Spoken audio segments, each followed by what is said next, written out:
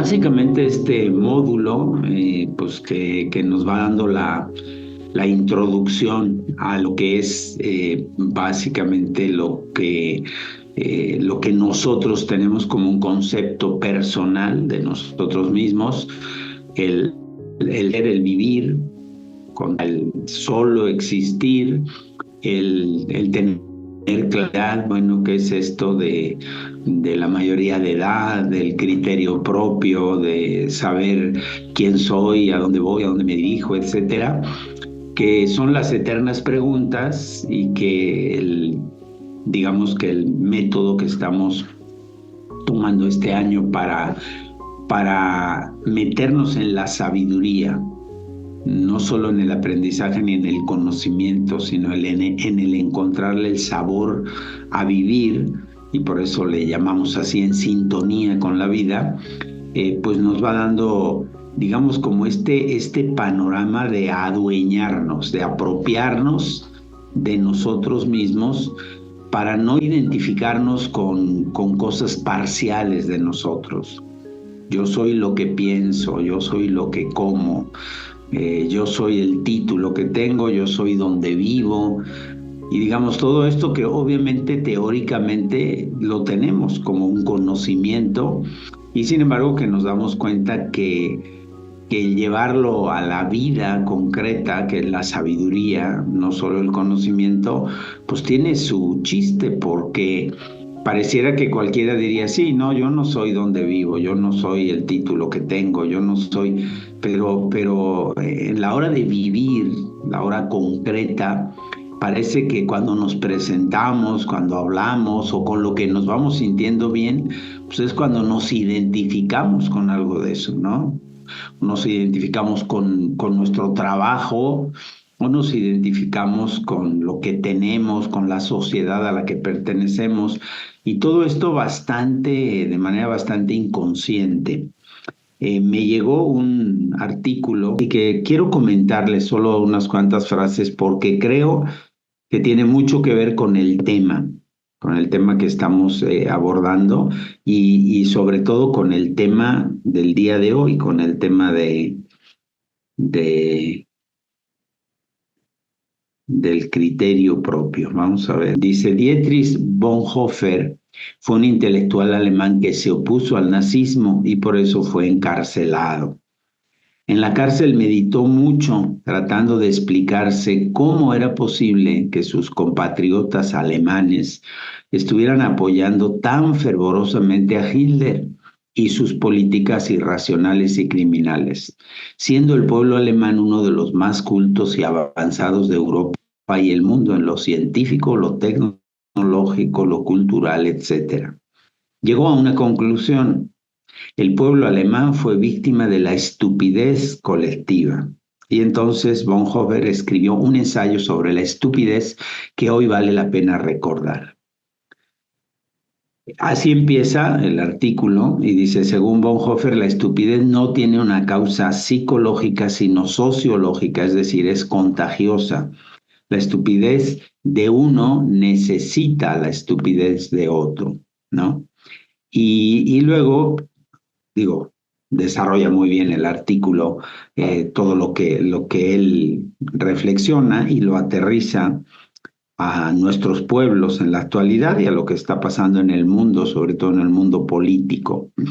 Yo miré en el diccionario cuál era la definición de estupidez y por eso lo pongo aquí.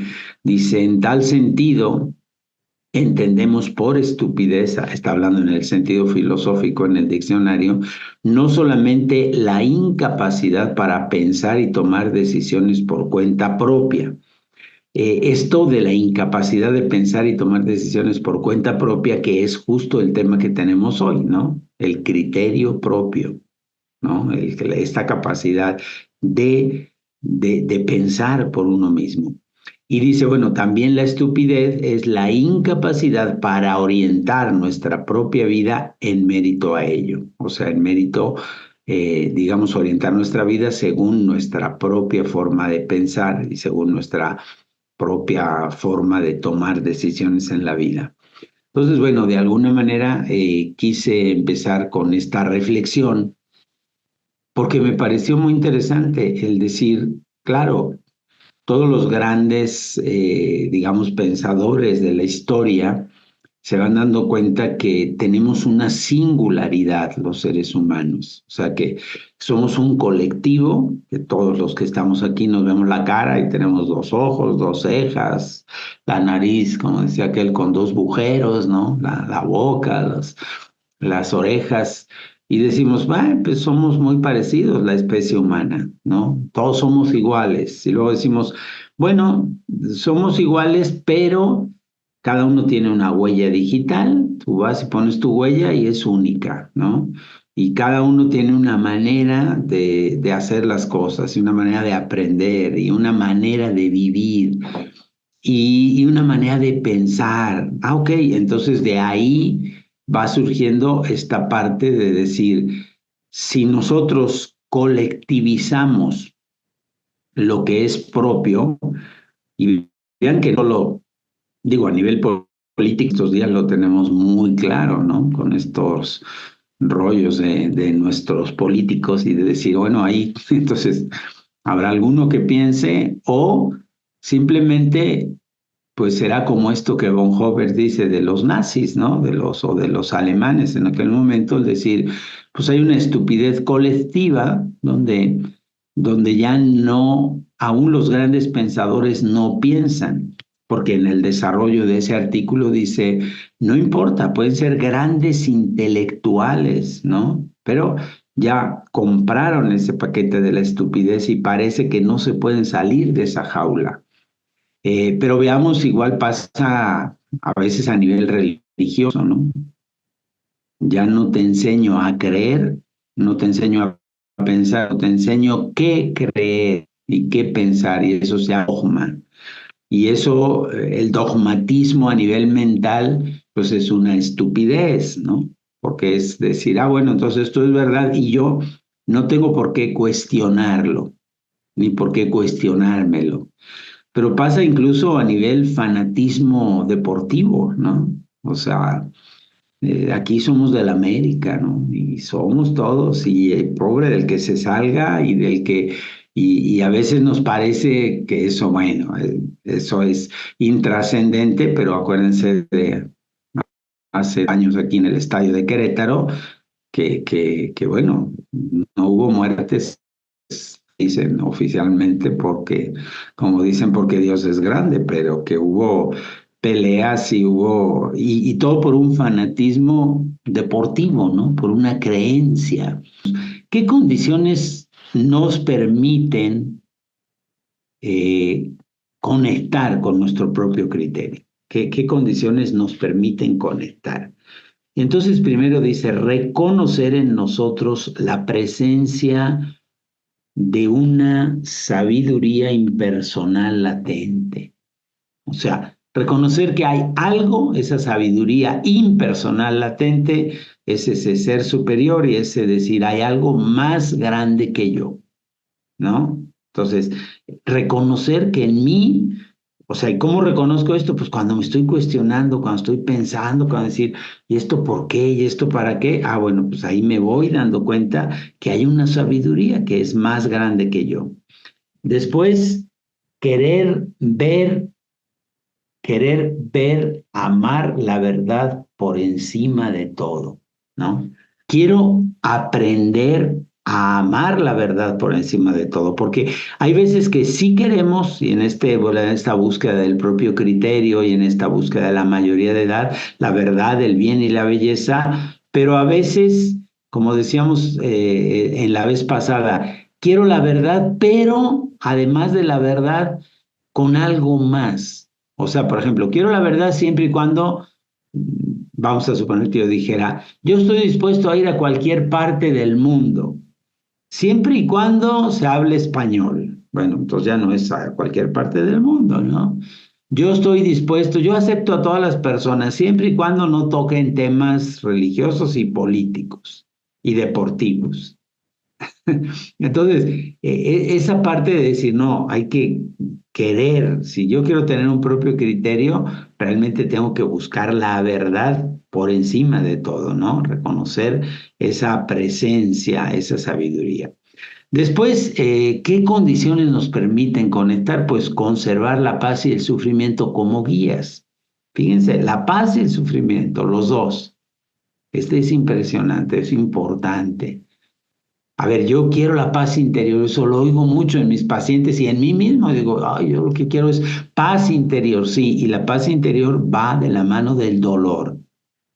No sé si aquí la palabra sufrimiento, como la hemos visto, que el sufrimiento es una elección, pero bueno, saber que aun cuando sea elección, a veces también viene esa, elegimos, o a veces no nos damos cuenta, pero la cosa es que el dolor es inherente. Entonces, verlos como maestros, como guías, y habitar en esta atmósfera de la verdad. No buscar la luz en dos cosas que pareciera que nos alejan de esta objetividad, ¿no? Una es el conocimiento acumulativo o el pensamiento solo analítico. Ojo con esto. Sí es necesario el pensamiento analítico, sí es necesario el conocimiento, pero no son el todo. O sea, la sabiduría va más allá del decir, yo ya sé mucho, tengo muchos títulos, he leído muchos libros, ya sé más que tú y a mí que nadie me diga qué tengo que hacer. O, mira, la ciencia dice esto, hay cosas que la ciencia todavía no ha alcanzado a descubrir, ¿no? Advertir que la fuente del criterio es un lugar silencioso y vacío de contenidos. Este también es importante, ya no le voy a dar mucho peso aquí, pero hemos estado viendo totalmente que el contemplar, meditar, orar y hacer silencio en cualquiera de las formas es básico para encontrar la verdad y para tener un criterio propio. Y luego navegar en la incertidumbre. O sea, que los seres humanos, un poco esto que decía Alicia, vamos y venimos y tengamos altas y bajas y momentos en que tenemos todo claro y momentos en que tenemos todo oscuro. Bueno, digamos, estas son algunas condiciones extraídas de ahí del capítulo. Por tanto, ahí yo podría decir, bueno, ¿qué tanto yo nada más busco conocimientos? ¿Qué tal, qué tanto he ido avanzando en mis espacios de silencio? ¿Qué tanto estoy metida o metido en esa búsqueda racional o estoy metida en la búsqueda que viene de la intuición, del sentimiento, de la emocionalidad, ¿no? Por otro lado, cuando hablamos del conocimiento, pues los filósofos antiguos nos hacían como dos, digamos, ideas del conocimiento, ¿no? El nous y la dianoia. Y decíamos, bueno, ¿qué es el nous? La razón con mayúsculas, el conocimiento con mayúsculas, o sea, lo que sería precisamente el principio de la sabiduría, ¿no? Que es la aprehensión, ya que lo ponemos ahí, aprender, ¿no? O sea, ese aprendizaje que es tomar, es agarrar, es meter, ¿no? Es la inteligencia intuitiva, capta de forma directa la verdad, o sea, y está conectada con la fuente. Básicamente ese es el nous, esa podríamos decir, ese es el conocimiento profundo. Y luego hay un conocimiento superficial, la dianoia, que es necesario, que es la razón con minúsculas. O sea, que ciertos razonamientos los tenemos. Es como decir a un chavo de prepa en filosofía, pues les enseñan los silogismos, esto, a ver por qué esto es verdad y no es verdad, la lógica. Pues para los principios sí, pero eso es como el camino. Santo Tomás decía, hay un maestro interior y muchos maestros exteriores. El trabajo del maestro exterior es llevar al descubrimiento del maestro interior. Entonces aquí la dianoia sería esta razón con minúsculas, este conocimiento chiquito, ¿no? Que consistiría, decíamos, en la razón discursiva a partir del conocimiento y de la lógica. Es un medio, no un fin y con frecuencia desconectada de la fuente. O sea, no puedes pedir a una persona que esté en un nivel de conciencia cuando apenas está empezando a descubrir cosas. Y curiosamente, cuando estamos en esta dianoia, cuando estamos en esta razón con minúsculas, pensamos que tenemos toda la razón. Esto es muy curioso, ¿no? Cuando uno sabe más, es más callado y más respetuoso de los demás. Cuando uno sabe menos es más fanático, por eso decimos cuidado, porque el fanatismo nos suele venir no de una sabiduría profunda, sino de un conocimiento leve y ligero de algo y lo hacemos como conocimiento absoluto. ¿Qué criterios podemos tener para buscar el bien, la belleza? ¿No? Y decimos, pues primero un sentido en contexto profundo. Cuando hablamos de sentido es no solo los sentidos de la vista, no solo los sentimientos, sino el sentido ontológico. O sea, ¿cuál es el sentido de la vida? Pues ese sentido que a veces no descubrimos, no sabemos, pero que es profundo, ¿no? Que tiene más que ver con la profundidad.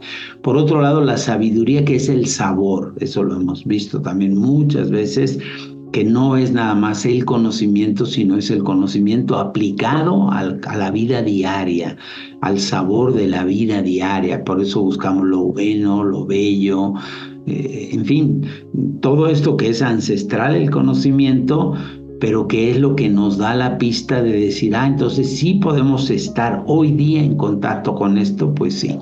Y hay personas eruditas, pero que jamás son sabias. O sea, saben mucho, pero no saborean nada.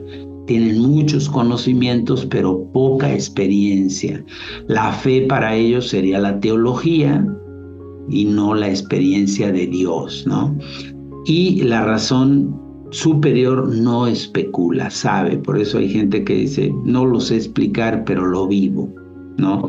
Aquel místico cuando le preguntaban cómo es Dios y decía, no lo sé, pero ustedes vayan a verlo, porque el que vaya y lo experimente va a saber cómo es, yo no lo sé explicar.